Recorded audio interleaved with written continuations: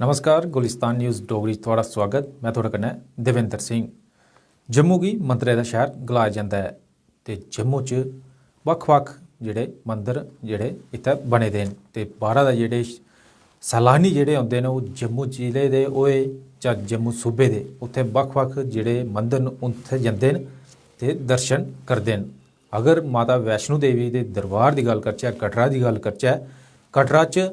तां इस बारी कटरा च इस साल लगभग हुणे धोड़ी 80 लक्ख थमां ज़्यादा श्रद्धालु जेह्ड़े दर्शन करी चुके दे न ते एह् आंकड़ा जेह्ड़ा बधा करदा ऐ। लगातार श्रद्धालुएं दा पुज्जना जारी है की जे हून दिसंबर म्हीना जेह्ड़ा चला करदा है ते दिसंबर म्हीने च दिसंबर दे खीरी जेह्ड़ा इस साल दा जेह्ड़ा खीरी जेह्ड़ा समें जेह्ड़े थोड़े दिन हून बचे दे न उस दौरान जेह्ड़े श्रद्धालु मती तदाद च जेह्ड़े इत्थै पुजदे न की जे इत्थै केइयें गी हून सर्दियें दियां छुट्टियां भी जेह्ड़े जम्मू कश्मीर दी अगर गल्ल करचै, जम्मू कश्मीर च सर्दियें दी छुट्टियां भी पौंदियां न ते उस दौरान भी माता रानी दे दरबार जेह्ड़े श्रद्धालु पुजदे न ते हुणे धोड़ी तकरीबन जेह्ड़े पिछले साल दी गल्ल करचै तां 80 लक्ख थमां ज़्यादा श्रद्धालु जेह्ड़े माता रानी दे दर्शन करी चुके दे न ते इस साल जेह्ड़ा हून आखर च 31 दिसंबर गी जेह्ड़ा माता रानी दे दरबार जेह्ड़े श्रद्धालु दर्शन करने गी जंदे न, केई 1 जनवरी गी दर्शन करदे, केई 31 दिसंबर गी जेह्ड़े जाइयै उत्थै दर्शन करदे न ते उस थमां निपटने गितै उस जेह्ड़ी उत्थै यात्रा जेह्ड़ी पुजदी ऐ ओह्दे लेई बी श्राइन बोर्ड पास्सेआ जेह्ड़ा पुख्ता इंतजाम जेह्ड़े पैह्लें गै करी लैते गे न की जे अगर गल्ल करचै तां पिछले जेह्ड़े भगदड़ उत्थै मची ही उस दौरान जेह्ड़ा केईं श्रद्धालु उत्थै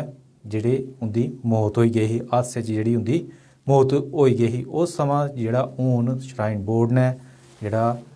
सबक लैंदे होई उत्थै जेह्ड़े इंतजाम जेह्ड़े कीते गे न, पुख्ता इंतजाम जेह्ड़े श्रद्धालुएं दे औने आस्तै जेह्ड़े उत्थै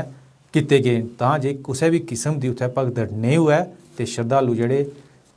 अच्छे तरीके कन्नै माता रानी दे दर्शन करी सकन। अगर गल्ल करचै जनवरी च ते जनवरी च तकरीबन जेह्ड़े 4.5 लक्ख दे करीब जेह्ड़े श्रद्धालुएं दर्शन कीते। ओह्दे बाद इस्सै चाल्ली मार्च च अगर गल्ल करचै तां मार्च च भी 7 लक्ख दे करीब जेह्ड़े श्रद्धालुएं दर्शन कीते। अप्रैल च 9 ते मई च जेह्ड़ा 9.5 दे करीब एह् आंकड़ा जेह्ड़ा पुज्जी गेआ हा दर्शन करने गितै माता रानी दे दरबार। इ'यां गै